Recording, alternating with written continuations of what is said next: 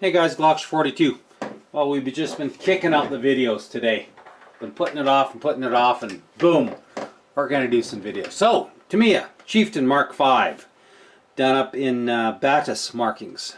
Batus stands for British Army Training Unit Suffield, which is a military base about 2.5 hours from my place. I've driven past it a couple times, and I've actually worked out on the base a few times. Pretty cool. Last time I was out there about 3 years ago, they had Challenger 2s out there. Unfortunately, we had to sign a waiver that we couldn't take pictures, which is a real shame because I was just drooling at the Warriors and the Chieftains out there. Yeah, it was cool. But this one is basically the Chieftain Mark V from Tamiya. Not 100% accurate for generally the pictures I've seen out of Batus. But hey, when you can find a Tamiya kit for under 30 bucks in a local hobby shop, I snapped it up like a mofo. So, built straight out of the box and painted up in the Batus coloring, which is, the green is a Tamiya mix of dark green, oversprayed with a little bit of NATO green, and the yellow is the British Modern Armour golf color, which matched fairly well. And then just basically up detail painted.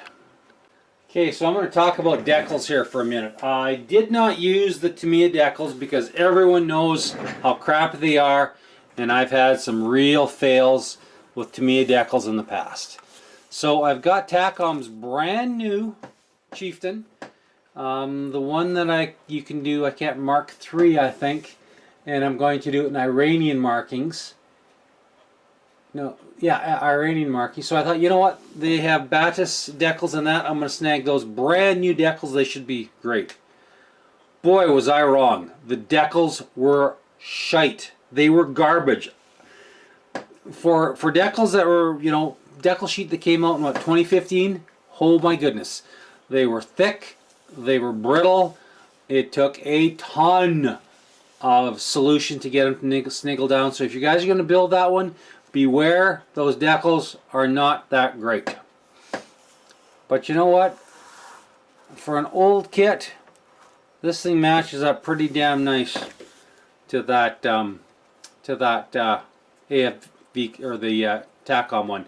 Like I say, it's not 100% accurate. The rear deck and the rear turret are a little bit different from the pictures I've seen. But you know what? I'm going with it. I'm happy with it.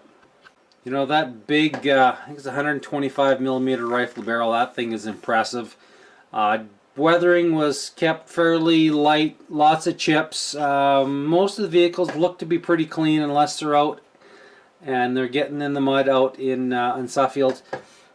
There was a picture I was going to use of a safety ferret stuck up to its a-hole in snow, but I thought, you know what, I'll keep this in the summertime.